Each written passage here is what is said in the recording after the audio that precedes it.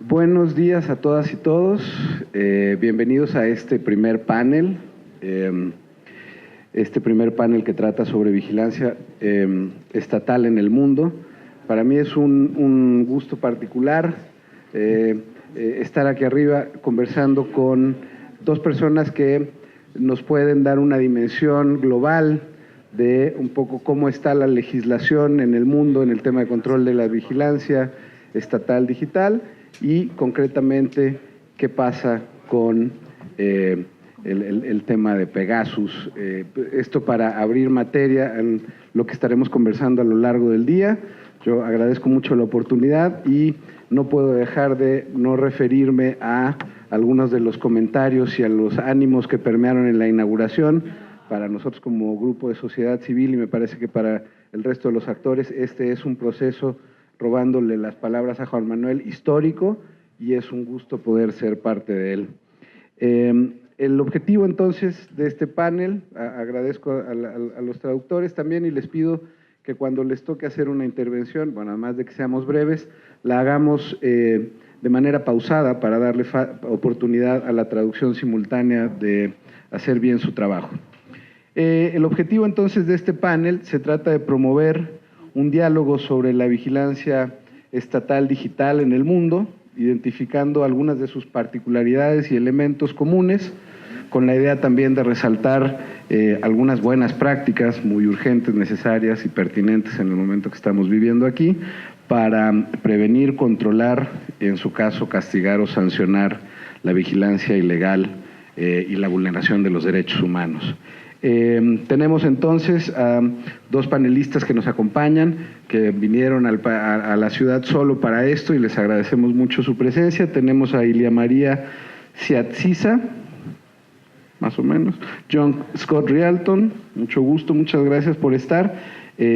Saludamos también a la gente que nos está observando por streaming. La idea es poder teníamos una tercera participante que al final por un tema de agenda no pudo estar acá, entonces eso nos va a dar la oportunidad de tener hasta 35 minutos con cada uno de ustedes para platicar y después, que pareciera que es una parte también muy antojable, muy deseable, que podamos tener un intercambio de preguntas y respuestas de alrededor de 20-25 minutos. Así que, sin más preámbulo, voy a pasar entonces a leer la semblanza que tenemos aquí de nuestros panelistas.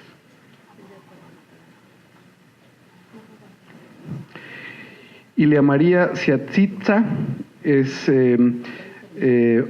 oficial legal de Privacy International, actualmente donde es responsable de litigios sobre vigilancia gubernamental y dirige el proyecto de investigación sobre vigilancia masiva en espacios cívicos.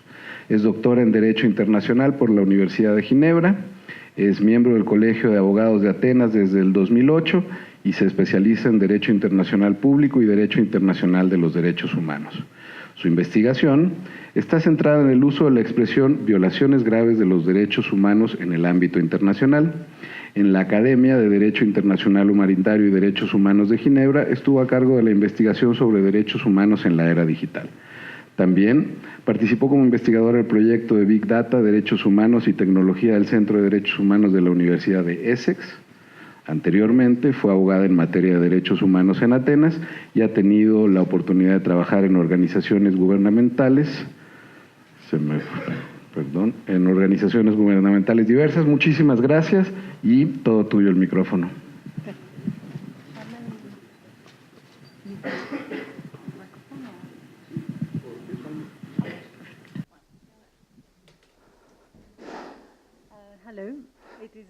Es un placer para nosotros estar aquí y muchas gracias por poder participar en este debate. Como ya se dijo, soy funcionaria legal en Privacy International, que es una organización no gubernamental. Y trabajo internacionalmente en temas de derechos humanos relacionados con privacidad y tecnología. Privacy International siempre ha apoyado los derechos humanos y apoya estos temas. ¿Le pueden decir a la ponente que acerque su micrófono, por favor? ¿Puede acercar su micrófono la ponente? Yes.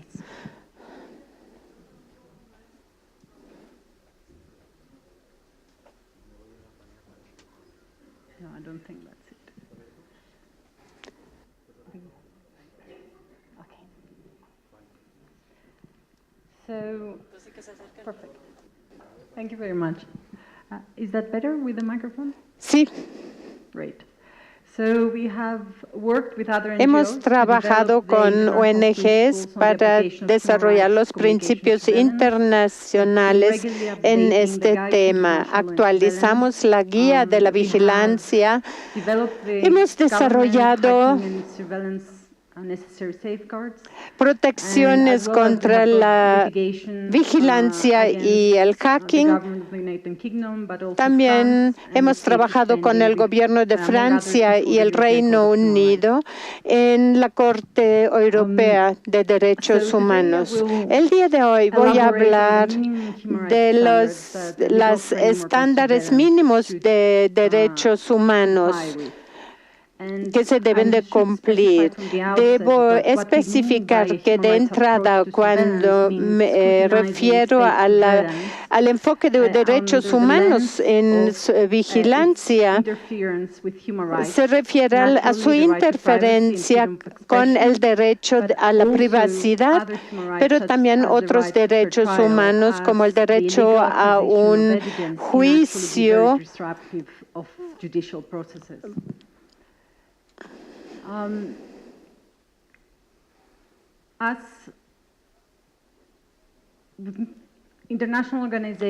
como organización, las organizaciones internacionales han trabajado más en el enfoque de derechos humanos en cuanto a vigilancia, pero es urgente que se creen marcos legales nacionales y se actualicen para que reflejen el desarrollo tecnológico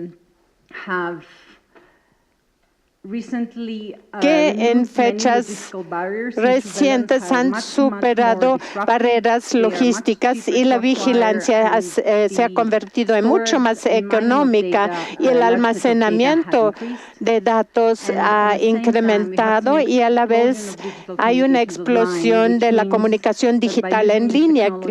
Es decir, que al utilizar ese tipo de tecnología es cada vez más fácil adquirir una mayor cantidad de información en comparación de tiempos anteriores.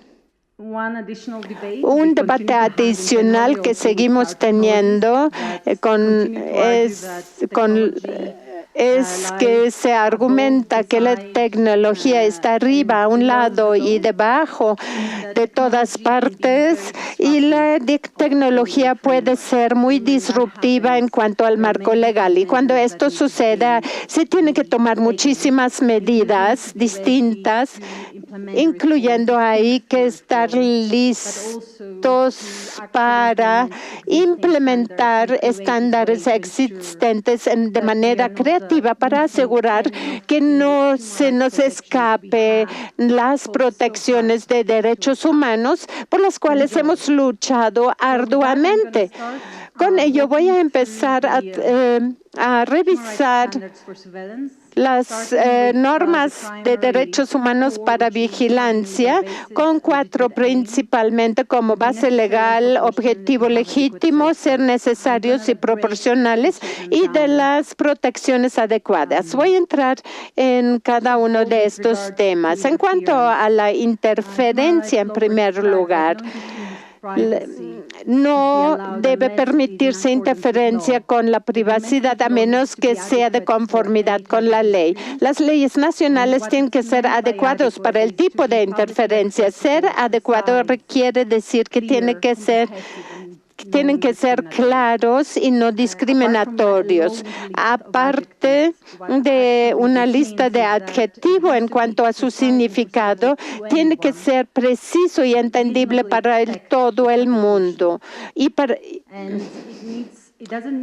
No significa que tengo que saber exactamente cuándo soy siendo vigilada, pero necesito saber en qué circunstancias podría darse dicha vigilancia y también que la base legal tiene que revisarse regularmente para garantizar que refleje otros desarrollos o su evolución posterior.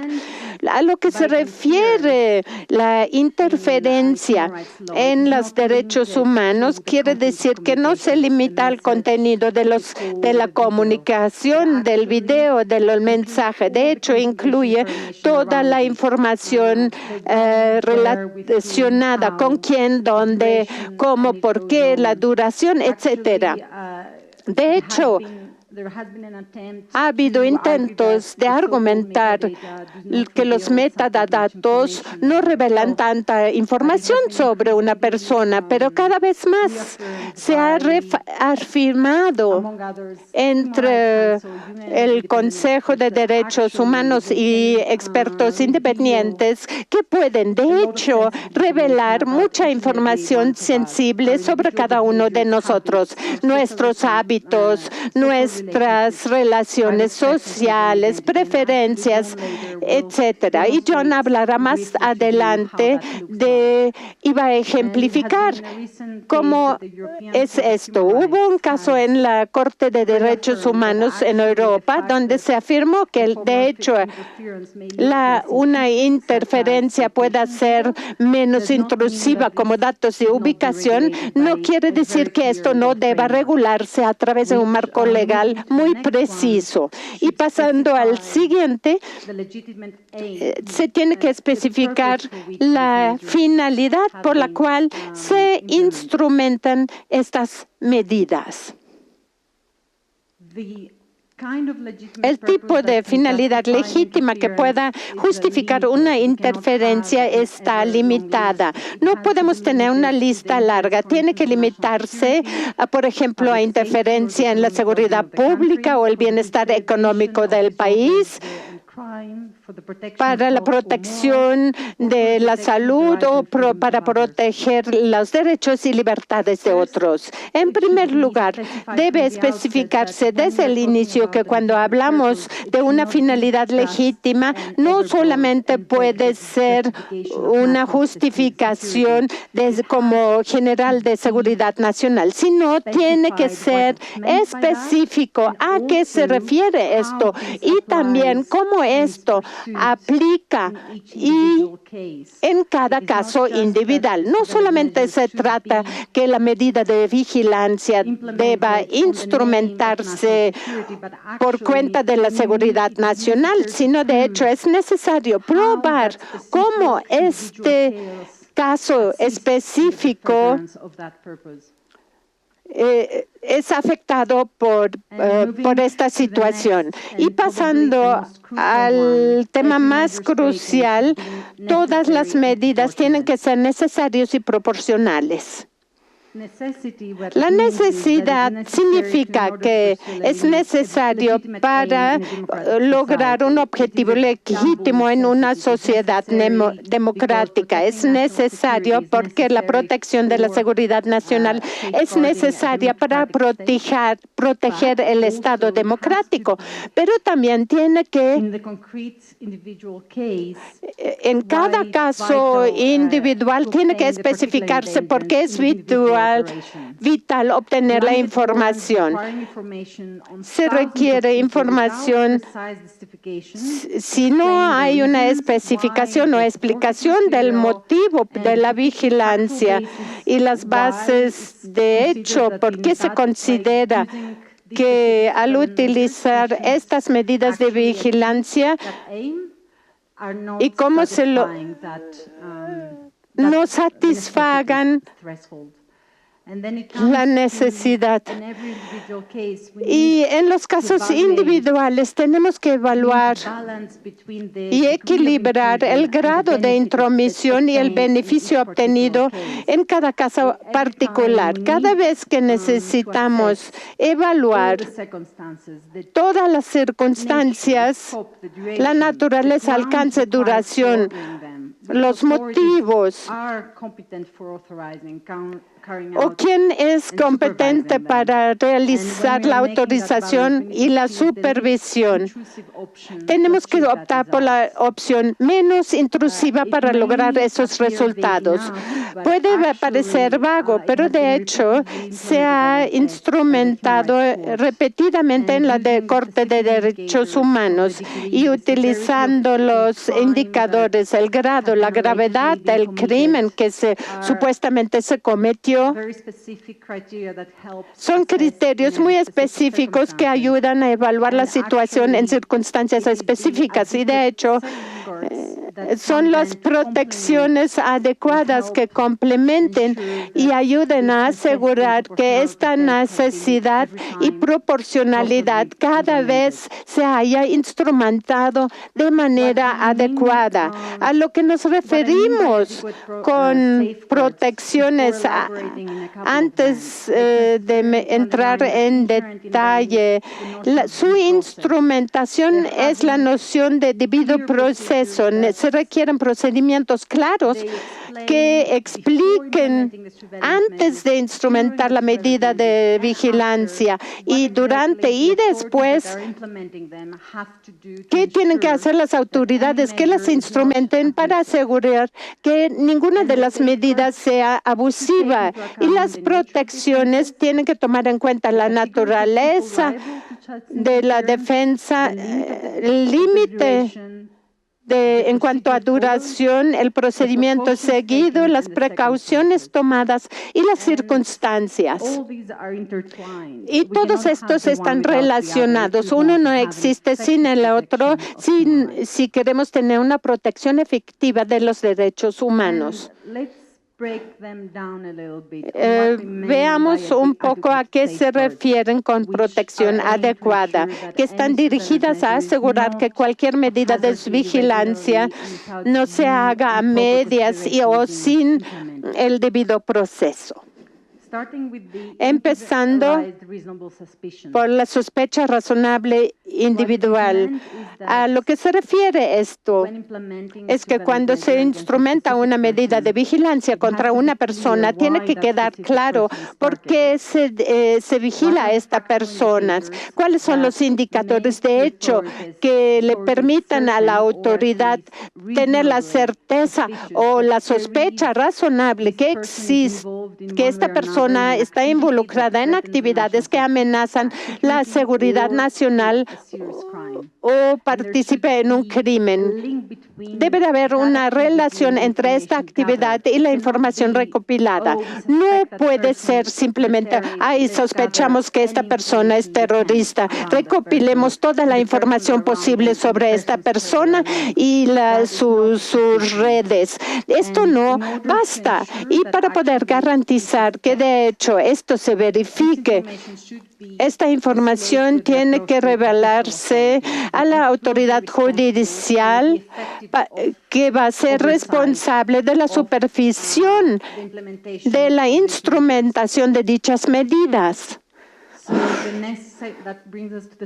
Esto nos lleva al segundo punto de protección. Quiere decir que cualquier medida tiene que estar autorizada por una autoridad judicial imparcial y separada de la autoridad que realiza la vigilancia, que está informada sobre el contexto,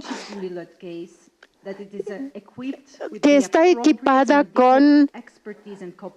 que tiene la competencia, recursos y experiencia adecuados. No podemos esperar que las autoridades puedan evaluar sin tener los recursos adecuados para ello y que puedan, de hecho, posteriormente revisar dichas decisiones, que puedan reevaluar si posteriormente estas medidas siguen siendo necesarias y si persiguen el objetivo legítimo por el cual se instrumentaron en primer lugar. Dependiendo del grado de intrusión, las normas para la toma de decisiones tienen que ser distintas. Y esto nos lleva al siguiente punto, que son una combinación de principios de transparencia y la notificación del individuo. del tema.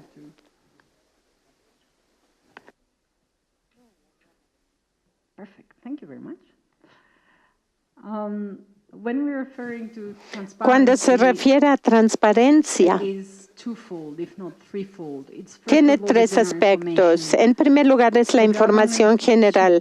El gobierno tiene que ser muy claro en cuanto al tipo de tecnología que se va a utilizar y qué tipo de Technologies they have de acquired, tecnología han and make that adquirido information y esta información se tiene que hacer pública y también tienen que poder publicar información adicional sobre el proceso, solicitudes y su duración. No quiere decir que la publicación, que se publique información sobre cada caso individual que podría poner en riesgo la operación. No se trata de publicar información general acerca de cuántas solicitudes hay por año, por parte de qué autoridad, cuántas se aceptaron, cuántas se rechazaron. Esto permite una vigilancia o supervisión para asegurar que no hubo un número abusivo de solicitudes de vigilancia. Luego llegamos al siguiente punto de la transparencia y la notificación, que es la notificación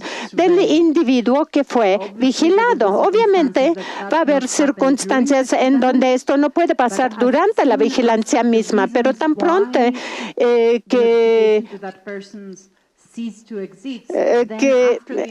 después de la operación, tan pronto sea posible, esta persona se le debe notificar sobre el hecho que estuvo bajo vigilancia y tiene que haber una divulgación máxima acerca de la información recopilada para que esta persona pueda apelar la legalidad de dicha decisión de ser necesario. Es importante que tengan esta posibilidad.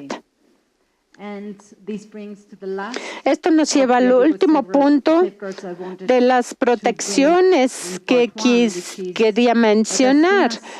Y tan pronto una víctima diga que la medida de vigilancia fue instrumentada de manera ilegal, deben poder solicitar una investigación, solicitar revisión judicial y solicitar que los registros se borren o solicitar recompensación por los daños causados por la vigilancia. Esto no significa que cualquier medida de vigilancia lleve de inmediato a ese proceso, pero si este proceso se regularice y teniendo la posibilidad de cuestionar la legalidad del proceso, le da a todos nosotros la garantía que el gobierno no abusará de su poder en cuanto a este tipo de situaciones.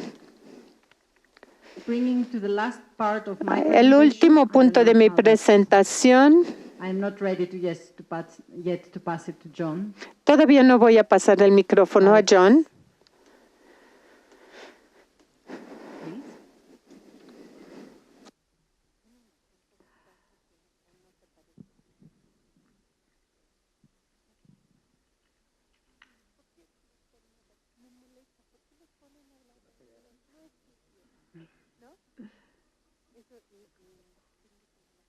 As long as it works, let me go fast.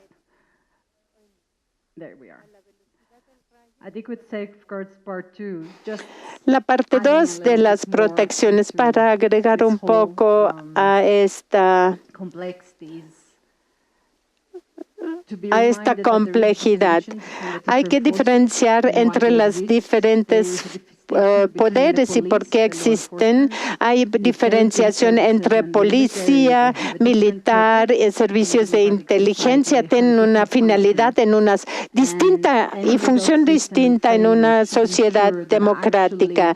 Y el marco legal debe garantizar que no sigan los mismos procedimientos y que no tengan acceso a las mismas bases de datos para que instrumenten protecciones distintas, porque de hecho la función y el objetivo de sus acciones son muy diferentes, su capacitación es diferente y es importante que recordemos esto. Y por último,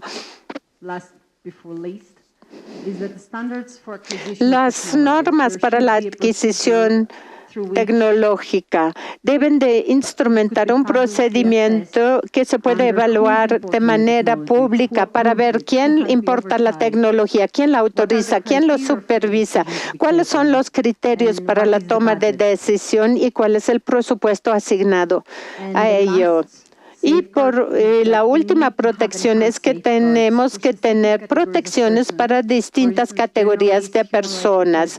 Por ejemplo, de personas que trabajan en derechos humanos, que están ahí para defender nuestros derechos humanos, para que tengan protección completa y que no se les ataque con medidas de vigilancia de manera abusiva. Y en los métodos específicos de vigilancia hay uno que se llama el hackeo. Puedo ver ya que desafortunadamente ha habido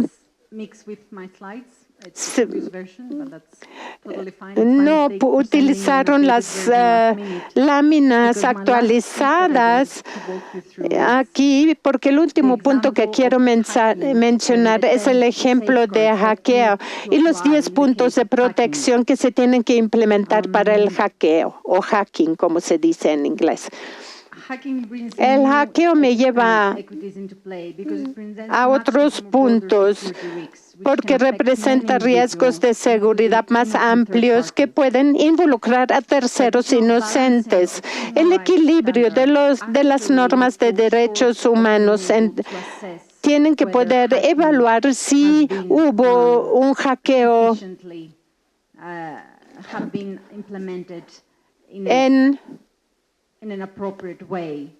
de manera inadecuada. Representa amenazas para la seguridad y John, mi colega, va a demostrar cuán lejos puede ir esto. Entonces no voy a entrar yo en estos detalles, pero lo que sí quería yo mencionar son las protecciones adicionales que se tienen que instrumentar cuando hablamos de medidas de hacking. Requiere de un marco legal separado. Es tan intrusivo que no podemos aplicar las mismas normas como para otras medidas de vigilancia. Tiene que tener estándares mucho más estrictos y únicamente puede utilizarse para crímenes graves mencionadas. Tiene que haber seguridad y una evaluación de la integridad del sistema. Y antes de instrumentar una evaluación, también hay que evaluar los riesgos del uso de ese tipo de medidas de vigilancia. La proporcionalidad es más difícil de instrumentar en ese caso y solamente puede utilizarse en circunstancias excepcionales y se tiene que garantizar que cumpla con los derechos humanos. No puede utilizarse para cualquier cosa y también requiere una autorización judicial con estándares muy elevados en cuanto a la divulgación de la información. Tiene que haber un proceso para garantizar que la integridad de la información y de los datos que el gobierno ha hackeado no es borrada o transformada, modificada en el proceso. La notificación a la persona hackeada es obligatoria. Supervisión y transparencia en un alto nivel con todas las partes involucradas del gobierno. Y por último, se requiere un recurso acorde al procedimiento. Lástima que no están mis láminas. Esto es un marco para los derechos humanos. Ahora le doy la palabra a mi colega John, que va a demostrar otros detalles en cuanto a las consecuencias. Muchas gracias por su atención y espero sus preguntas en la sesión de preguntas y respuestas. Muchas gracias por este panorama y mi impresión es que pues tenemos mucho trabajo en México siquiera para intentar dar una visión articulada. Sabemos que aquí esto está disperso, está fragmentado, está incompleto y bueno, desde una perspectiva, sí reconozco, de no mucho conocimiento y profundidad en la materia, mi impresión es que tenemos problemas con el tema de las salvaguardas, con la justificación caso por caso, con la proporcionalidad, con la autorización judicial, con poner los límites para restringir los posibles abusos o el uso excesivo, innecesario, de este tipo de tecnologías. Me parece que bueno, pues es una primera gran intervención que nos deja claro que el camino no va a ser fácil, digamos, porque no solo se trata en México de un tema de una política pública, sino es un tema de implementación, de actores, de concurrencias, de voluntad política, de poderes públicos, de niveles del Estado, ¿no? En fin, pero bueno, para seguir generando mayores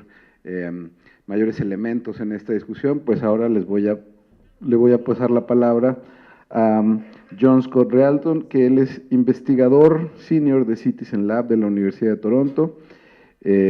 Su trabajo se centra en temas relacionados a malware, phishing, desinformación, así como a las amenazas para un Internet gratuito y seguro, los abusos de programas espías exclusivos de gobierno y las cibermilicias patrocinadas por los estados. Ha trabajado para apoyar el flujo libre y seguro de información durante conflictos. Específicamente colaboró con The Voices Projects para evitar las caídas de Internet en Egipto y Libia. Actualmente cursa el doctorado en la Escuela de Asuntos Públicos de la Universidad de California en Los Ángeles. Y bueno, nada más por si fuera necesario reiterar la importancia y que tiene para nosotros el trabajo que se ha hecho desde Citizen Lab, el apoyo, y no me refiero exclusivamente, desde luego, al proceso de gobierno abierto, a las organizaciones, el apoyo que la comunidad en general mexicana que ha sido sujeta a este tipo de espionaje o que está amenazada, que se ha recibido con los insumos y el trabajo de ustedes, pues ha sido muy importante y de entrada muchas gracias y tienes la palabra. Can everyone hear me? ¿Me escuchan bien? Voy a hablar en inglés y me pregunto si, como tengo algunos gráficos, si tal vez podríamos bajar la luz en la sala un poco para que la gente pueda ver mejor la pantalla. Pueden bajar las luces en la sala un poco. Yo me llamo John Scott Realton, soy investigador senior en Citizen Lab en la Universidad de Toronto. El trabajo que realizamos ahí se enfoca en una categoría especial de investigación y esto es la seguridad digital y temas que surgen a partir de problemas de derechos humanos. Y como parte de este trabajo utilizamos ciencias de la computación, ciencias sociales, ciencias políticas, análisis político y legal, y es importante entender que valoramos nuestra independencia porque nos permite realizar trabajo basado en datos y que es un trabajo científico que se pueda replicar por otros grupos de investigadores. Mi mapa de ruta para esta conversación es que voy a empezar con una declaración de provocación y luego, como toda conversación empieza con una buena historia, eso es lo que voy a contar, y luego voy a hablar de las diferencias entre spyware y vigilancia dirigida y voy a hablar de algunos retos importantes. Esta es mi declaración provocadora. El Internet ha permitido un grado profundo de conectividad para el gobierno y la sociedad civil y los negocios. Desafortunadamente, nos hemos conectado mucho más rápidamente que la capacidad que tenemos para protegernos. Y ahora estamos viendo las consecuencias de dicho problema. De modo, la capacidad de conectarse ha rebasado la capacidad de proteger y las consecuencias se observan donde quiera. Los incumplimientos o fallas son una epidemia y son cada vez más conocidos. En la noticia, casi cada semana vemos que alguien ha sido hackeado. ¿Y cómo podemos entender cómo me puedo proteger a mí o mi sociedad? También vemos que las amenazas incrementan durante periodos de conflicto político. y otras situaciones. En 2016, mi colega Omar Zak recibió un mensaje de este señor, Ahmed Mansour. Él es una persona interesante, es un defensor de derechos humanos. Tiene estudios de ingeniería y por años ha sido una de las voces en los Emiratos Árabes Unidos dedicado a los derechos humanos. Y dijo, ¿sabes qué? Creo que soy el objetivo de spyware. Y le pusimos atención y el motivo es que en 2011 fue el blanco de su gobierno con otro tipo de spyware y en 2012 otra vez fue el blanco de programas espías de una compañía que se llama Hacking Team. Había recibido 2 mensajes en su teléfono y le ofrecían secretos sobre la gente de los Emiratos Árabes que fueron torturados en las prisiones. Tenía algo de texto con una liga. Bueno, así es como funcionó este ataque. Recibes un mensaje, tal vez venga de DHL o de otras cosas y crees, bueno, si hago clic en esta liga me lleva a un artículo, pero donde te llevan en realidad es a una página web falsa, cuya función es infectar tu teléfono con un malware. Y esto exactamente es lo que le pasó a Ahmed Mansour. Entonces, siendo investigadores, nos encanta el malware. Dijimos, perfecto, vamos a morder el anzuelo y lo hicimos. Entonces, tomamos prestado el iPhone de la novia de un colega, lo reformateamos y lo conectamos con la Internet en una conexión que podíamos monitorizar. Hicimos clic entonces en la liga. ¿Qué pasó? Bien. Estábamos choqueados. Lo primero que pasó es que se abrió una puerta digital en el teléfono que aún ni siquiera conocía Apple en aquel entonces. ¿Y qué entró por eso? Pegasus. ¿Qué es Pegasus? Pegasus es un programa espía que puede espiar tus correos, tus mensajes, tu Skype, tu WhatsApp, cualquier cosa que haces de manera encriptada, pero también puede encender el video y el micrófono en tu teléfono. Es una tecnología sumamente invasiva. ¿Quién lo fabrica? Lo hace una compañía israelí que vende programas a gobiernos. Dicen, únicamente vendemos a los gobiernos y cumplimos la ley.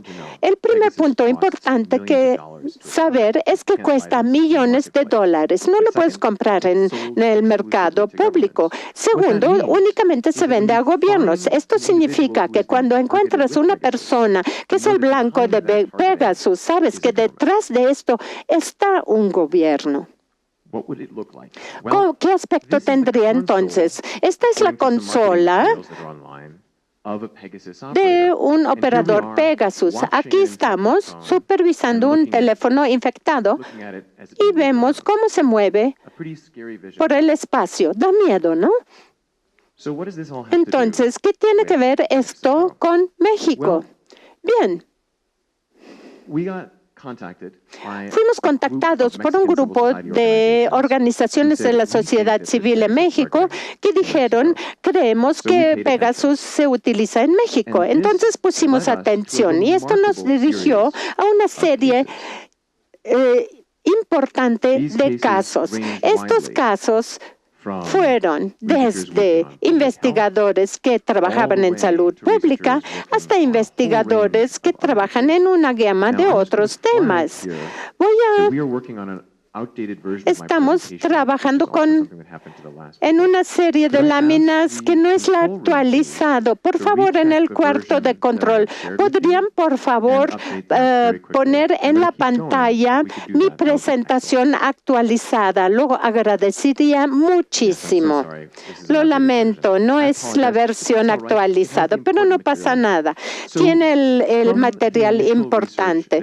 Entonces, a partir de la investigación inicial, social, ¿qué encontramos? Encontramos una gama amplia de blancos en México, variando desde personas que trabajan en los medios hasta personas que trabajan en las leyes, investigadores de salud pública, miembros del gobierno, de distintos partidos, grupos que trabajan en temas de corrupción y hasta una investigación de los estudiantes desaparecidos. Entonces ya les platiqué la historia. Hablemos entonces de la diferencia entre los programas de vigilancia y de spyware. Pueden cambiar a la versión actualizada. ¿Qué es el spyware dirigido? Faltan láminas, pero bueno, seguimos. Tiene que ver con este spyware identificado donde tiene diferentes sabores. La parte importante es que funciona. ¿Y cuáles son estos sabores a los que me refiero? Bueno, en el rango más sofisticado, en el extremo más sofisticado, tenemos a los gobiernos que tienen esta tecnología bastante sofisticada y que elaboran su propio spyware. En la parte media tenemos a los gobiernos que no tienen esas capacidades tecnológicas, pero que tal vez no tengan una buena reputación con respecto en el mercado y entonces utilizan estrategias de baja tecnología para poder hacer el hackeo. Y posteriormente tenemos, y esto es relevante para México, en el tercer caso tenemos malware exclusivo para el gobierno. Y esto nos muestra en contexto donde el gobierno encuentra difícil tal vez desarrollar su propia tecnología de hackeo, pero que sí tienen los recursos para comprar tecnología sofisticada desde un mercado mundial. Entonces, un repaso rápido. Este personal. Estos son casos en China, por ejemplo, identificando a personajes en Estados Unidos y otros actores bastante sofisticados. En el lado exclusivo del gobierno también tenemos un amplio rango de diferentes vendedores que están vendiendo un amplio rango de tecnología que en conjunto el hecho es que se venden a nivel global, a nivel mundial. ¿Y qué es lo que hacen? Proporcionan la capacidad de remotamente hacer ese hackeo y de dar esos dispositivos en una base muy pequeña y típicamente son muy caros. Entonces, esta es la investigación que actualizamos en el 2014, donde mostramos que el equipo de hackeo, otro equipo de hackeo, verificó a nivel global y, por supuesto, se había estado utilizando en diferentes lugares. En México, aquí tenemos un análisis mundial que realizamos sobre las posibles infecciones utilizando el spyware de Pegasus. Y uno de los lugares en donde por volumen encontramos las infecciones más grandes fue en México. Javier Valdés, brutalmente asesinado. Relevante a esta historia porque en 48 horas después de su asesinato, sus colegas también fueron identificados con Pegasus. ¿Y cuál fue esa identificación? ¿Cuál fue el objetivo? Bueno, fue relevante para su asesinato. Javier Valdés, la esposa de Javier Valdés, en una semana después de su asesinato, ella también fue identificada con Pegasus, con estos malware de Pegasus.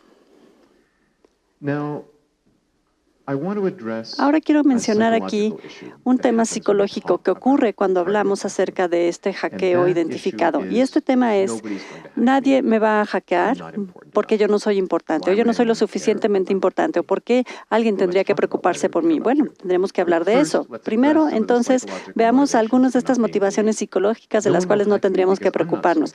Nadie me va a hackear porque yo no soy tan interesante, porque yo no trabajo temas sensibles, o porque yo no tengo nada que ocultar. Esto es lo que nosotros sabemos acerca de las organizaciones. Y todo esto ustedes también lo saben acerca de sus familiares y amigos. Cuando alguien comparte algo en Facebook, por ejemplo, aquí hay personas que le dan clic a cualquier cosa. Todos los conocemos, todos son nuestros amigos, todos están en Facebook, en Twitter y comparten cualquier tipo de basura. En la parte media tenemos a personas que pasó aquí? Bueno, obviamente esa es la diapositiva que yo hice, pero esta es una muy buena señal porque estamos aquí cambiando las presentaciones. Muy bien. Entonces, en la parte media de este análisis, perfecto, ya lo tenemos aquí. Ya estamos en la nueva presentación. Si me pueden levantar el dedo afirmando que sí. Esta es la presentación actualizada. Perfecto, gracias. Entonces, en ese caso me voy a regresar tantito. Bueno, esto es aquí simplemente la persona que le da clic a todo y que da clic a todo. La mayoría de nosotros nos preocupa, pero tal vez sigamos dándole este clic a esta información. Y hablando del clicker, parece que no está funcionando el apuntador. Bueno, en la parte media y finalmente en el último extremo tenemos a las personas paranoicas, a las que de ninguna manera le van a dar clic porque todo está relacionado con Pegasus. Entonces, bueno, en alguna parte media es que está el spyware. Pero entonces hablemos ahora de cómo ustedes pudieran ser identificados, aun cuando ustedes consideren que no están en alto riesgo de ser identificados como tal. Aquí tenemos una organización imaginaria para la anticorrupción. Por otro lado, tenemos a una oficial y tenemos aquí al señor E, un funcionario público. Entonces, imaginen que yo tengo acceso a las herramientas de hackeo porque mi departamento en el gobierno tiene estos recursos. Entonces, imaginen que yo personalmente me preocupa que tal vez pudiera estar vinculado con la corrupción, que el señor E está dando información a la fiscalía. Entonces, ¿qué hago? Bueno, puedo utilizar este hackeo identificado. ¿Cómo funciona esto? Imaginemos entonces que el señor E está en esta categoría de pánico, de paranoico y que no va a clicar en nada. Y supongamos que la fiscal también se encuentra en esta categoría paranoica y que no solamente le va a dar clic a cualquier correo que reciba. Pero esta ONG, por ejemplo, veámosla, analicémosla un poco. ¿Qué pasaría, por ejemplo, si yo identifico al director de recursos humanos en esta organización? 1, 2, 3 o 4 pasos de lo que hace, más allá de la información que yo quiero. Entonces, tenemos aquí a esta persona y utilizando a esta persona, identificamos también a las otras personas de la organización y lentamente vamos haciendo nuestra red de cadena, nuestra cadena en red hasta que podamos hacer el hackeo directo con Susan y posteriormente obtenemos el nombre del oficial del señor E. Y completamos así la misión. La parte media, los de baja tecnología. A veces lo que se hace es que cualquier persona puede hacer el hackeo, cualquier persona lo puede hacer y ¿a quién le importa? Y eso es muy cierto. De hecho, cualquier persona lo puede hacer. Habiendo dicho esto, entonces, mucho del hackeo ocurre o no se hace de manera muy sofisticada. Simplemente son estos correos, mensajes de phishing. El problema que enfrentamos en este momento es que todos somos vulnerables a cierta forma de hackeo. Déjenme cambiar un poco aquí el tema y hablar un poco de la vigilancia masiva. Este es un teléfono, un iPhone. La mayoría de nosotros lo conocemos, lo tenemos. ¿Y eso qué vive en un iPhone? ¿O qué es lo que hace un iPhone? Empecemos con ustedes, con nosotros. Podemos tener nuestro celular. Imaginemos entonces, analicemos la forma en la que la vigilancia masiva puede observarlos a ustedes. Quiero que hagan este ejercicio conmigo y que se imaginen a ustedes mismos de que están viendo o que están siendo vistos por el gobierno. ¿A quién llamarían? ¿A quién están llamando? ¿Qué le están diciendo? ¿A quién le están enviando mensajes? ¿Qué están escribiendo? ¿Dónde están ubicados? ¿Cuáles son esos lugares personales? ¿Dónde pasan la mayor parte del tiempo? ¿Dónde duermen? ¿Dónde comen? ¿Qué tipo de reuniones privadas, a qué tipo de reuniones privadas o profesionales asisten? ¿Con quiénes viajan? Cuando su celular se mueve a través de un vehículo, ¿hacia dónde se dirigen? ¿Hacia dónde viajan?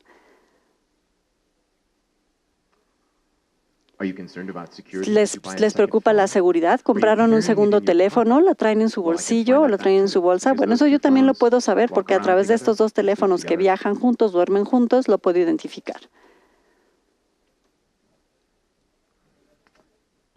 Y finalmente, ¿qué es lo que buscan en Internet? ¿Qué aplicaciones tienen? ¿Qué sitios visitan?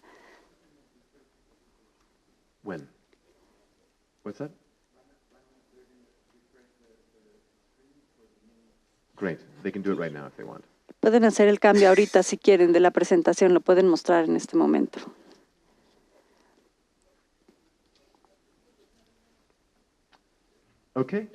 ¿Ya? ¿Listo? ¿Ya tenemos la presentación actualizada? ¿La última versión? ¿No? Bueno, no importa. Está bien. Entonces, bueno, la imagen completa aquí es solo avísenme cuando ya esté listo. ¿Ya lo hicieron? ¿No? Ok. Bueno. La imagen aquí es que la mayor parte de nuestra vida la vivimos a través de los dispositivos móviles. Y si físicamente no vivimos en un dispositivo, traemos al dispositivo con nosotros mientras vivimos nuestra vida. Lo que significa que el dispositivo es un sistema increíble para tener esta extensión digital que se puede leer, que se puede utilizar y que se puede entender sobre qué es lo que hacemos y dónde nos encontramos. Aquí tenemos una vista de consola. Esto es para una herramienta de hackeo, pero maneja la misma idea. Entonces, quiero que piensen cómo se ven a este sistema de vigilancia masiva. Aquí se encuentran ustedes. Aquí están ustedes. Aquí hay algunos amigos que ustedes visitaron. Aquí está su oficina. Acá está su hogar. Aquí tenemos la lista de días donde se encontraban, dónde estaban, en qué día. ¿Hacia dónde se movieron? Aquí está un amigo de ustedes. Excelente, cuando estén listos. Aquí está un amigo. ¿Hacia dónde se mueven con esta persona? ¿Hacia dónde van? Y es un pensamiento que da miedo, y también es de reflexión, porque cuando la gente se enfrenta con esta posibilidad, una de las ideas más tenebrosas es esta idea de realmente, ¿quién me va a querer observar? Y además, bueno, yo hago muchas cosas. ¿Quién va a escuchar todas mis llamadas telefónicas? Donde todos recibimos llamadas. ¿Ya es la nueva presentación? Perfecto, gracias. Entonces, todos tenemos llamadas personales, pero así es como nos vemos para la red. La oficina, nuestra casa, los sitios que visitamos, las personas con las que nos relacionamos, con las que nos movemos. Tú eres tan interesante como tu red de personas, así como la historia como nos vas contando con respecto a lo que haces y cómo te vas moviendo. Hagamos otra historia imaginaria. Imaginen que yo tengo acceso a la tecnología de esta vigilancia masiva. E imaginen que soy un político. E imaginen que me preocupa que la autoridad política le está dando información a alguien que me va a exponer. ¿Cómo voy a encontrar o cómo voy a saber qué es lo que está ocurriendo? Bueno, imaginen que un informante, porque también existen, me dice que hay una reunión que se está llevando a cabo a la cual yo debería de preocuparme. Y no sé, bueno, que está tal vez en la calle de Roma o en algún lugar, ¿no? Tengo una ubicación y nada más. ¿Qué es lo que yo hago? Bueno, entonces veamos qué teléfonos están en esa ubicación. Tenemos el teléfono de Eric, de Sara, de Philip y del primo de Philip. Entonces, veamos el teléfono de Eric. Nos damos cuenta que los mensajes de texto antes de la reunión son una clave sobre algo político, pero Eric tiene mucho cuidado porque no dice nada. Él cree que es inteligente, él es discreto porque Eric asume que la gente que lo está monitoreando son idiotas, lo cual es cierto. ¿Qué hay con Philip, por ejemplo? Philip sabe que trabaja en la corrupción, pero también sabemos que es editor. Y sabemos que tiene estos teléfonos mágicos que nos dice que a Philip le da miedo que lo vigilen, ¿no? Es decir, y esto lo hace doblemente interesante. Finalmente sabemos que Philip y Sara tienen una historia juntos. Y cuando vemos las llamadas de Sara, nos damos cuenta que Sara menciona el nombre de un político, pero de una manera muy abierta. No dice de qué se trata, simplemente lo hace abiertamente. Lo que quiero que vean aquí es que esto es la vigilancia. Todos piensan que están protegidos, que están un paso adelante, pero de hecho, esta es la vigilancia masiva y podemos tener ciertas conclusiones con respecto a lo que hacen. Estas personas tal vez estén exponiendo acerca de este político. Y también, bueno, el sobrino de Philip solamente le está mandando mensajes a su novia. Entonces, ¿qué es lo que voy a hacer? Bueno, yo puedo utilizar esta vigilancia masiva para hacer esa identificación. Primero, veamos el contenido de Sara y la organización y después veamos la información de Eric. Veamos cómo se expande y veamos qué ocurre. Veamos la información de Philip, la organización de Philip, también el periodista que trabaja para Philip, y después de repente alguien es llamado también. No saben que se está dando esta vigilancia y no saben que se está haciendo un monitoreo y vigilancia de estas llamadas. Y aprendemos ciertas cosas. Primero sabemos que Philip está teniendo un noviazgo con un personal, con alguna persona del equipo. Una affair. Y que ha habido problemas de dinero. Una conclusión lógica sería que podemos señalar estos dos temas donde Eric tiene problemas económicos, donde se previene esa historia. Entonces, cuando decimos, bueno, ¿quién va a escuchar todas esas llamadas telefónicas y tiene que ver estos servicios? Esta es la consola del sistema de intercepción masiva desde el material, y estas son simplemente la lista de las llamadas identificadas. Y lo que vemos aquí es que algunas de las llamadas están marcadas o identificadas de manera como no interesantes o aburridas, y algunas otras llamadas son identificadas como interesantes. ¿Cómo lo hace el sistema? Bueno, transcribe el audio de manera automática y hace búsqueda de palabras clave. Nadie se tiene que sentar con los audífonos a escuchar todas las llamadas para saber qué es lo que es interesante de estas llamadas. Entonces, la imagen completa aquí es que es una industria que está creciendo ampliamente y que se vende ampliamente y que está atrayendo una gran inversión. Hablemos entonces del desafío. ¿Cuál es el reto? Sabemos que hay muchos usuarios del gobierno de estas tecnologías, ya sea que estén haciendo esta identificación o de vigilancia masiva. Pero también sabemos que hay una tendencia desafortunada de la venta de estas tecnologías. Se va a los países que tienen una falta de vigilancia y que no hay un control de la tecnología de vigilancia. Tenemos aquí nuevamente la tecnología. Esta es la lista de países que realmente no es una lista de países que tenga un control específico. Y con esto no negamos que algunos de los usuarios de esta tecnología lo están utilizando para pelear contra el crimen, sino que de hecho una cosa puede llevar a la otra. La tecnología puede estar en un país y se puede utilizar de manera legítima para ir en contra de los crímenes. Sin embargo, también se puede utilizar o también puede ser tentadora para su abuso. Ahora voy a regresar un poco más a mi presentación para presentarles material que no lo han visto. Entonces, imagínense que vamos en una máquina del tiempo y les voy a mostrar algo acerca de la narrativa del delito y de la lucha contra el crimen. Entonces, una de las justificaciones más comunes cuando hablamos acerca del hackeo identificado y de la vigilancia es que es una tecnología para detener los delitos, para detener el crimen, y es una tecnología para monitorear el comportamiento terrorista y el comportamiento delictivo. Y de cierta manera es cierto, es la intención. El desarrollo de esa tecnología tal vez pudiera haber sido para poder apoyar a las autoridades para llevar a cabo estas actividades. No hay objeción en ese sentido. Sin embargo, hay una gran disidencia que encontramos en nuestra investigación entre la realidad. Esto es el buen material que se perdieron, pero bueno, está bien, no importa. Vamos a abarcarlo de alguna manera.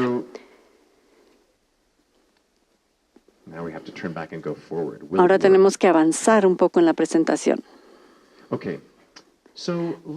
Entonces, escuchemos lo que estas empresas tienen que decir acerca de la tecnología. Aquí tenemos a este abogado del equipo de hacking, una de las empresas que vendió a México. ¿Qué tiene que decir él? Bueno, él dice que la tecnología se utiliza para atrapar a los terroristas, a la pornografía y otro tipo de delincuentes. ¿Quién pudiera negar ese hecho?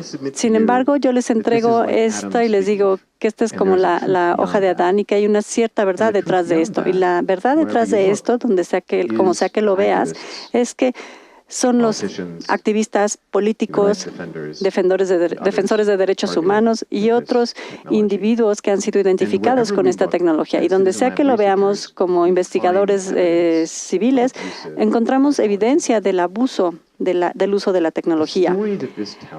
Y esto nos dice que está empezando a ser dirigido por el dato, por los datos y por la evidencia. Es decir, que la tecnología en sí misma tiene este potencial de abuso y que va a ser utilizado ese abuso. Y este es un documental que recomiendo que vean. Se llama Spy Merchants, por este grupo de investigación.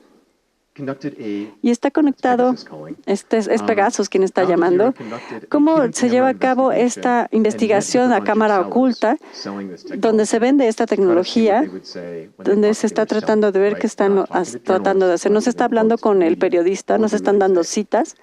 Y en este caso, esto es lo que dijo el vendedor. No sabemos quién lo está utilizando, no sabemos quién es el usuario final.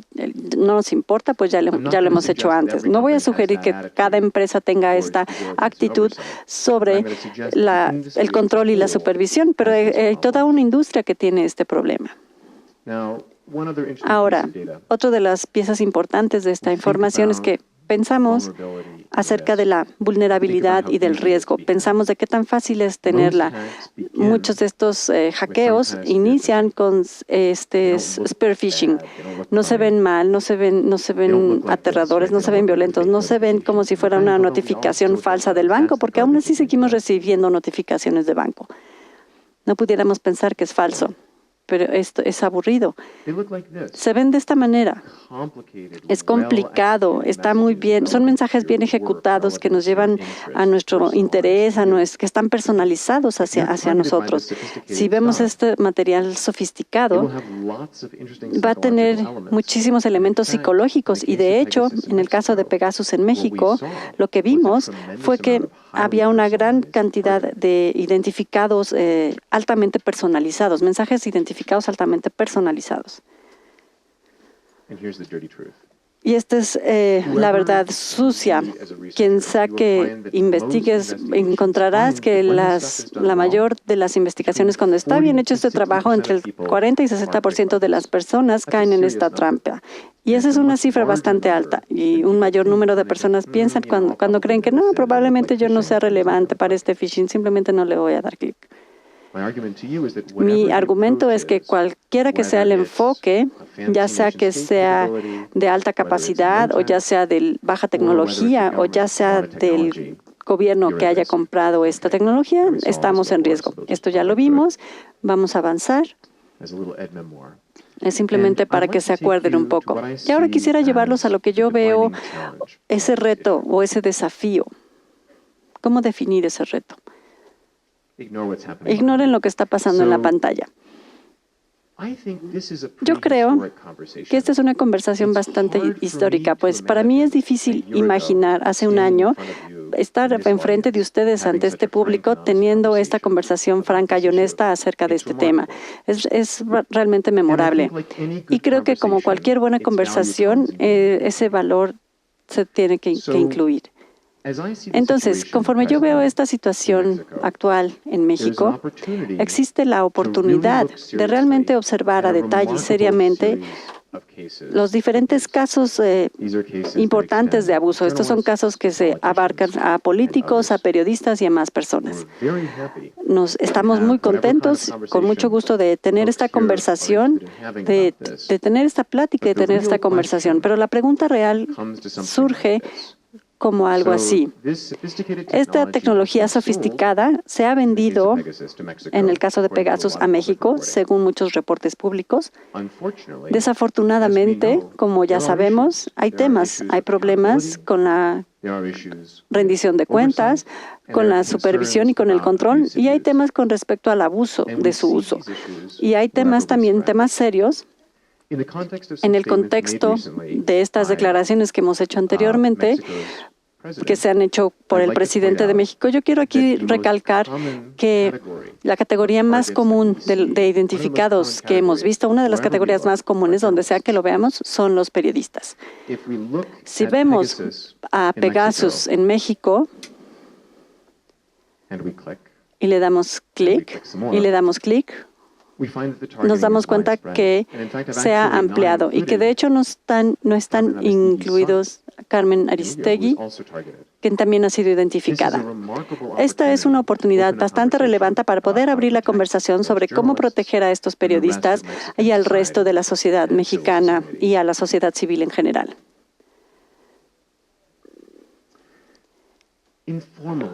Informalmente, empezamos a llamar este tema como el principio del abuso. Cada vez que tomas una tecnología sofisticada para monitorear a las personas y la incluyes en un contexto donde no hay una buena supervisión y control, eventualmente va a tener un mal uso. Y entonces, hablando específicamente de un caso mexicano, personalmente yo creo y he estado sorprendido de dos formas por los casos de manejo de Pegasus en México. Primero, es esperanzador y un poco desalentador también porque en mi experiencia profesional no he visto esta identificación tan amplia en la sociedad civil. Empezamos nuestros reportes, informes en México, porque así es, está bien disperso. Pero como investigadores, también creo que hemos estado sorprendidos ampliamente por la extensión de la sociedad civil y recientemente por las personas en esta sala que están dispuestos a tener la conversación sobre qué es lo que se tiene que hacer en muchos de los casos que hemos revisado, en muchos de los casos que hemos visto. No estaríamos aquí con ustedes platicando de esta manera. Pudiera ser el inicio de una conversación histórica para México, no lo sé. Pero lo que yo sí pudiera decirles es que estoy muy agradecido con los anfitriones por tenernos aquí, por recibirnos aquí y estamos ansiosos por participar en esta conversación y seguir apoyándolos. Muchísimas gracias.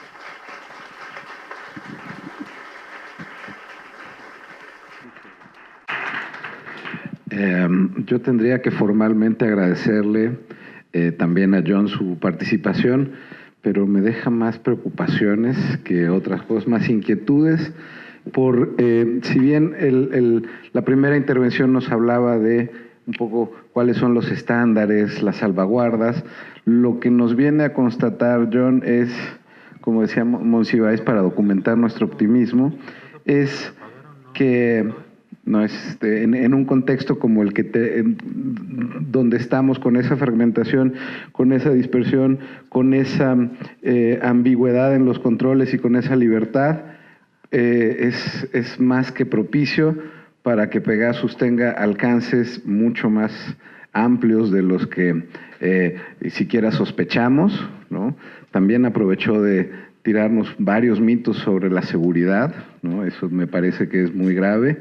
Me parece que al final lo que demuestra también esto es, si no tenemos una conjunción de elementos que puedan garantizar el mínimo, la manga ancha con la cual esto puede ser operado es muy preocupante, muy grave, y ojalá tengamos esto muy claro en los siguientes paneles del evento, pero sobre todo en el proceso de construcción y de aprendizaje sobre cuáles son los elementos centrales que tenemos que cuidar, pensando en la eventual construcción de políticas públicas que puedan regular y controlar.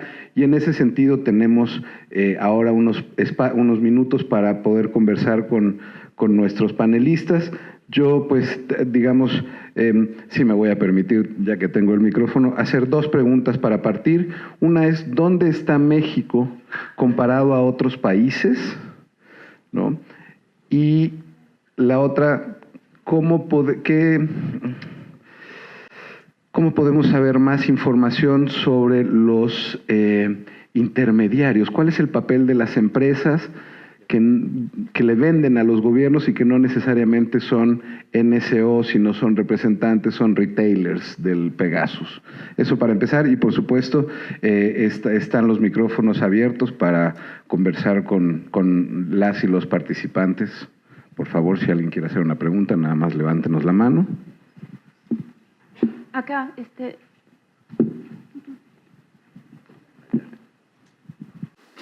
Sí, buenas tardes. Mi pregunta es para John. Hola, John. En el tema del presupuesto, nos gustaría que nos dijeras, en tu experiencia y en el estudio con otros países, un país cuánto gasta en espiar a sus ciudadanos. ¿Cuáles son los montos del mayor al menor, y en el caso concretamente de México, a lo mejor tienes un cálculo, algún acercamiento sobre cuánto se pudo gastar el gobierno mexicano en este dispositivo, en este software. Gracias.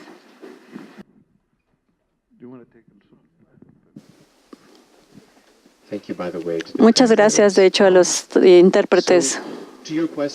Respondiendo a su pregunta, lo cual creo es una muy buena pregunta, es extremadamente difícil entender cómo funciona el espionaje a nivel mundial. Típicamente es como caminar en la oscuridad, no sabes dónde está la silla hasta que te tropiezas con ella. En el caso específico para México, lo que ha sido sorprendente para nosotros en la investigación que realizamos, y creo que también ha sido sorprendente para otras organizaciones que también han visto este caso, es la ampliación del abuso, la extensión y el amplio rango de los identificados. Los casos que hemos sido capaces de hablar, de los casos de los que hemos podido hablar, son casos específicos donde los operadores de Pegasus no estaban identificando las personas, eran visibles y a veces lo hacían de manera muy agresiva, y eso nos dio la oportunidad de poder investigar esos casos. Cada vez que ha habido un informe de Pegasus en México, nuevas personas que han sido identificadas han estado en contacto con nosotros, o son simplemente estas organizaciones donde dicen, bueno, yo he visto un mensaje, también he visto un mensaje de este tipo. Entonces, desde esta perspectiva cuantitativa, es muy difícil decir, pero creo que podemos ver qué es lo que ha ocurrido con Pegasus en México como un indicador, y como un indicador de que algo erróneo ha ocurrido durante muchos años, durante mucho tiempo. Para poder entender entonces qué es lo que ha ocurrido, requeriremos entonces de una investigación bastante seria y de una investigación que está bien equipada a nivel tecnológico para poder interpretar los datos que se encuentren. Desde mi perspectiva como investigador, si queremos empezar el proceso de esa reforma o de esa modificación, hay que tomar acción. Hay que ver desde dónde están, de cuáles son esos estándares legales, y desde ese entendimiento de Estado. En México están en una posición única porque se saben de muchos casos de abuso. Muchas veces no se entera la gente. Entonces hay un paso adelante. Entonces, ¿por qué no aprovecharlo para ver qué hay detrás de todo esto? Y bueno, tenemos más preguntas por ahí, y si no, bueno, ahí le vamos a pasar el micrófono. Ya está. Gracias. Gracias.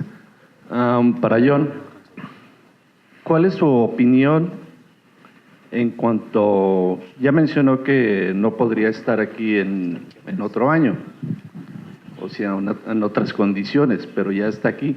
¿Pero qué opinión le da con nuestro nuevo gobierno en el que no va a ir en contra de estas gentes que hicieron esto, de Pegasus, donde no va a haber persecución, que para mí es impunidad? Entonces, ¿qué podemos esperar los ciudadanos ante esto? Y alguna experiencia en otro país en el que sí se haya actuado con los anteriores. Gracias. So thank you for your question. I'm not in a good position to comment on the Mexican political situation as a researcher. I'm in a position to share with you what we know from the results of our evidence-based research, but I appreciate your question.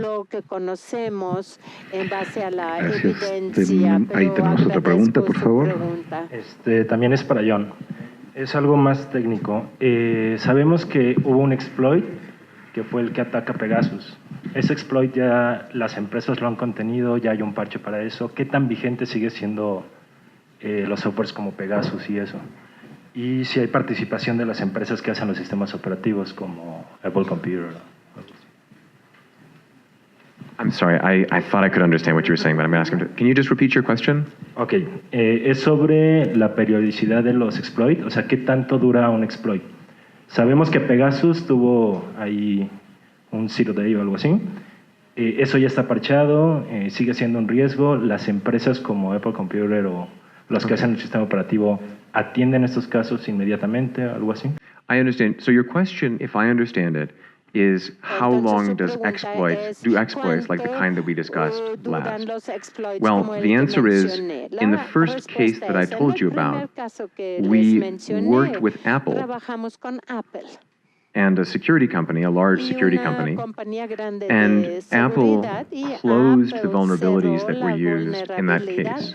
However, we know from marketing material, from NSO Group, and from extensive cases that go beyond that companies like NSO keep a little stable of exploits that they can use to maintain the continuity of operations. Typically, in the targeted hacking industry, one of the ways that a contract will work is that during a contract period, a company will say to a customer, I guarantee you the ability to hack iPhones and Androids and BlackBerries during this 2-year period. So it's the responsibility of the company to consistently find new and preserve to use new exploits. That said, the cost of exploits, especially against iPhones, continues to rise, both because more and more companies are entering the marketplace and because, as we know, governments will pay millions and millions of dollars for this capability. Gracias. Yo, antes de pasar a otra...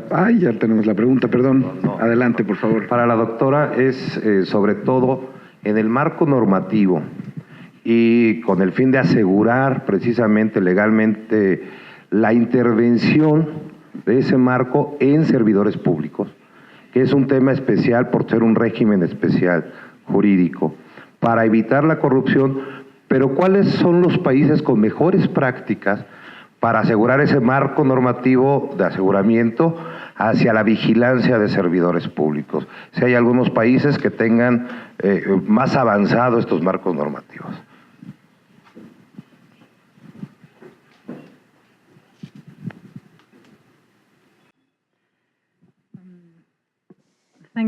Gracias por su pregunta. Es una buena, compleja y difícil de contestar. Por dos motivos. Porque, primero, porque las mejores prácticas no necesariamente se pueden traducir y ser eficientes y eficaces en el contexto de México, pero lo que se puede decir únicamente son casos específicos donde se le ha responsabilizado a algunos países y que se les exigió hacer. Podríamos, hay un caso del Reino Unido que ha sido muy conocido, aunque venga yo de Grecia, puedo decir que muchas cosas que las ONGs británicas tomen por garantizadas no funcionan así en otros países. Entonces se requiere este ejemplo y encontrar una manera creativa, un enfoque de paso a paso.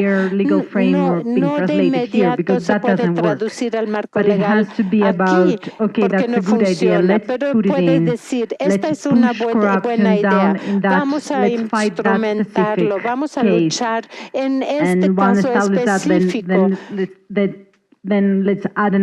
Y luego podemos agregar otra capa a este tema. No creo que pueda funcionar de otra manera. Pero para... si tiene dudas acerca de casos específicos, podemos platicarlo después. Bueno. Una pregunta también para la doctora, y es, en el caso específico mexicano, existen distintas corporaciones que pudieran hacer uso de este tipo de tecnología.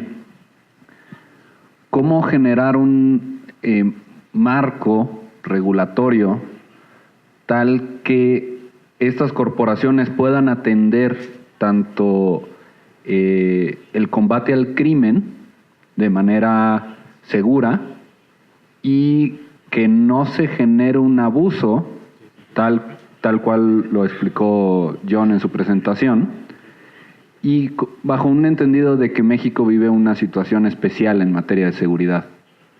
Entonces, con esta lógica, ¿cómo podríamos involucrar a distintos actores que estuvieran en estas conversaciones y en estos mecanismos de contrapeso. Gracias.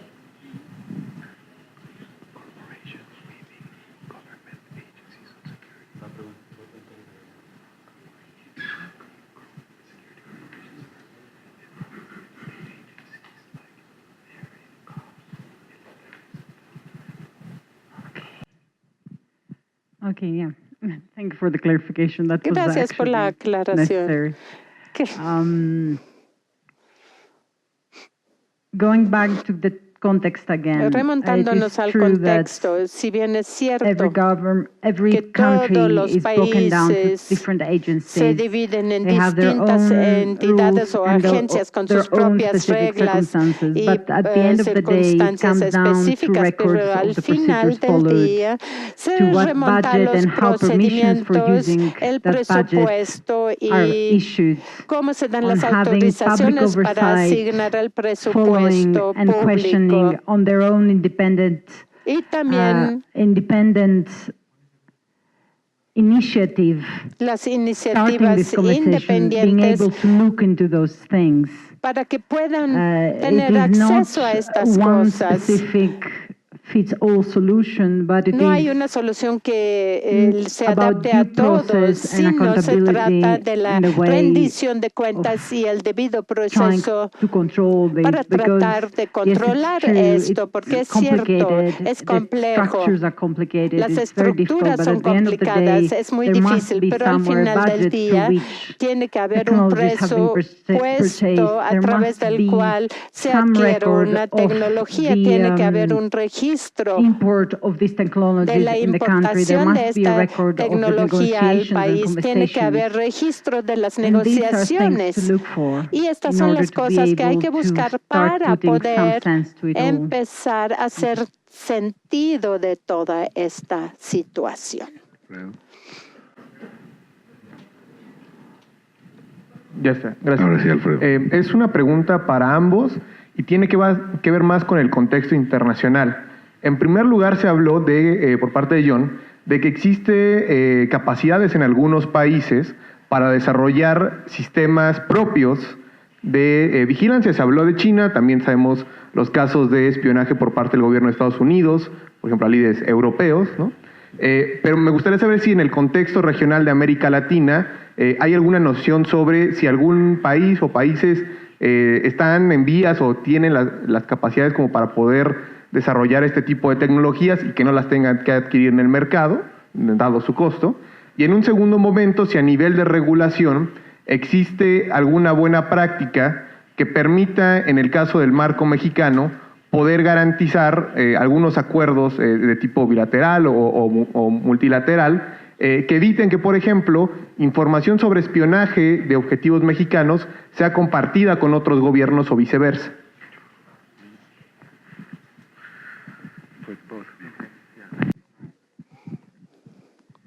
Su pregunta subraya un tema importante, que es claramente el spyware como Pegasus fue adquirido para ser utilizado a nivel privado. Pero aquí estamos, investigadores de una entidad canadiense hablando de este caso. Esto subraya muchos problemas estructurales en cuanto a cómo se ha utilizado esta tecnología y muchos problemas en cuanto a que aquellos que lo utilizan están totalmente equipados y capacitados para usarlo de manera profesional y apropiada. Si hay mayor si hubiera habido mayor capacitación o supervisión, tal vez no estaríamos teniendo esta plática, no nos habríamos enterado del uso de Pegasus. Creo que en el futuro muchos países van a tener más inquietud acerca de la posibilidad de que se les solicite ese tipo de tecnología para entrar en contratos con terceros. En el corto plazo. Una de las pocas maneras para lograr tal vez el uso proporcional y necesario de la tecnología es enfocarse a qué se ha hecho con los abusos, investigarlos para entender qué estaba pasando. Hasta que no hayamos hecho esto, no sabemos qué fue abusivo y simplemente fue no muy profesional.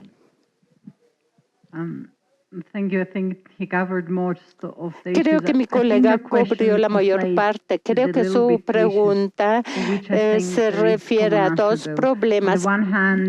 Por un lado, el uso de ese tipo de tecnología para los gobiernos puedan espiar.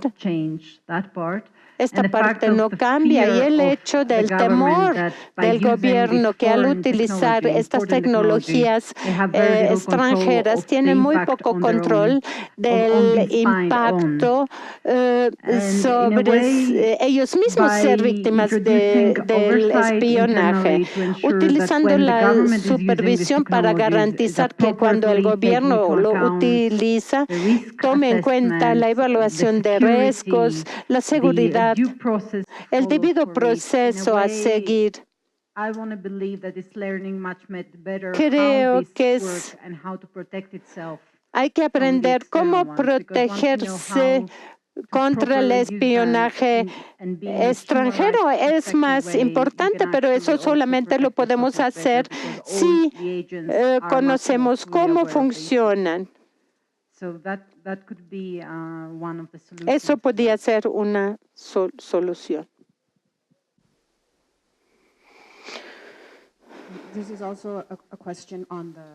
Esta es una pregunta para la doctora Ilia sobre el enfoque de derechos humanos de la vigilancia. ¿Ya existen aplicaciones prácticas del enfoque de derechos humanos? ¿O qué podría ser la aplicación práctica? Por ejemplo, existen gobiernos que explícitamente hayan incluido reformas con base en el enfoque de derechos humanos, hayan hecho un autodiagnóstico del marco de la vigilancia. ¿Cuál podría ser la aplicación inmediata y práctica de este marco? Gracias.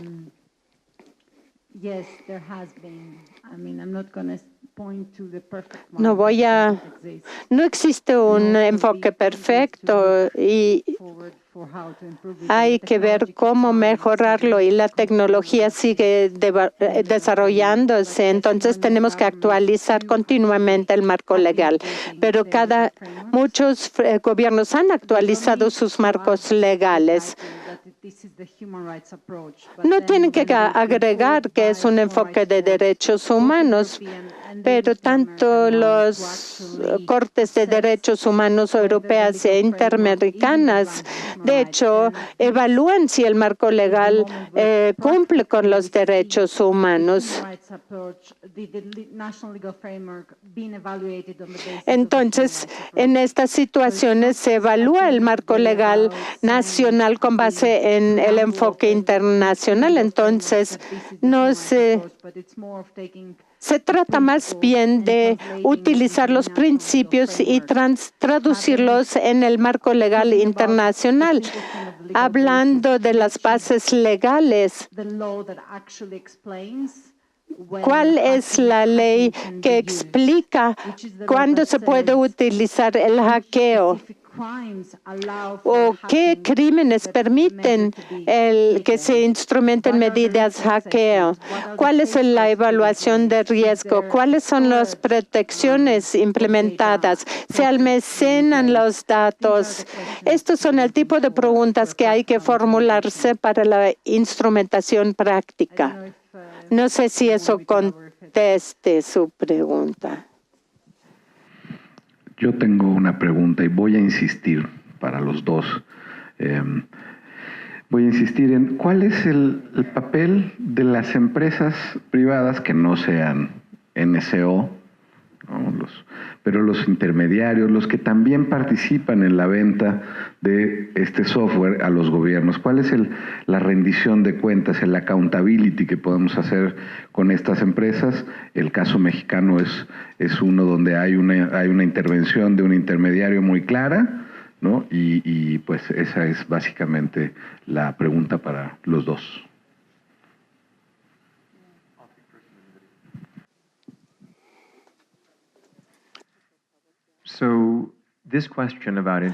Esta pregunta acerca de los intermediarios es una buena pregunta. Uno de los aspectos que conocemos que en cualquier mercado que trabaja en el borde de lo que sea o no legal, le gusta la discreción, y los terceros intermediarios forman parte importante de la transferencia de esta tecnología al gobierno que desea utilizarlo. Esto ofrece cobertura para las compañías. Por ejemplo, no se han encontrado, reunido con representantes gubernamentales, pero también dificulta investigar la naturaleza del contrato y del abuso. Y por último, ofrece oportunidades de corrupción y para sobrefacturación. Y por todos estos motivos, los gobiernos y la rendición de cuentas tienen que tomar en cuenta la existencia de este mercado. Como mencionó en México, sabemos que hay preguntas muy serias en cuanto a los intermediarios que participaron en la transferencia de esta tecnología a México. Creo que nos sorprende la medida en que ha sido investigado el caso mexicano por reporteros y otros, y esperamos obtener más información en ese sentido. La responsabilidad de los intermediarios es una cosa, y como John señaló, les encanta la discreción para poder colaborar y vender su equipo, pero a la vez la responsabilidad es una cosa, el gobierno que compra la tecnología es otra cosa, y la forma en que instrumentan o quieren usarla es una pregunta que atañe al gobierno. El uso más responsable de su parte también va a provocar que los intermediarios también se comporten de manera más responsable, porque saben que su cliente no va a soportar conductas ilegales. Bueno, sí, no veo ninguna otra mano levantada. A la una, mano levantada a las dos. Muy bien, mencionada, buenas. Entonces yo quisiera agradecerles a nuestros panelistas, pedirles un aplauso a todos por habernos un poco compartido su experiencia, su conocimiento, por dejarnos con dudas, con pocas certezas, con muchas preocupaciones y con mucho trabajo. Agradezco también la interpretación de señas y a la cabina de traductores, y le paso el micrófono a la maestra de ceremonias. Muchas gracias, buen provecho y seguimos al rato. Muchas gracias. Muchas gracias al maestro Tomás Severino, también a nuestros panelistas John Scott Railton y Ilia María Ciatitza por acompañarnos en este foro.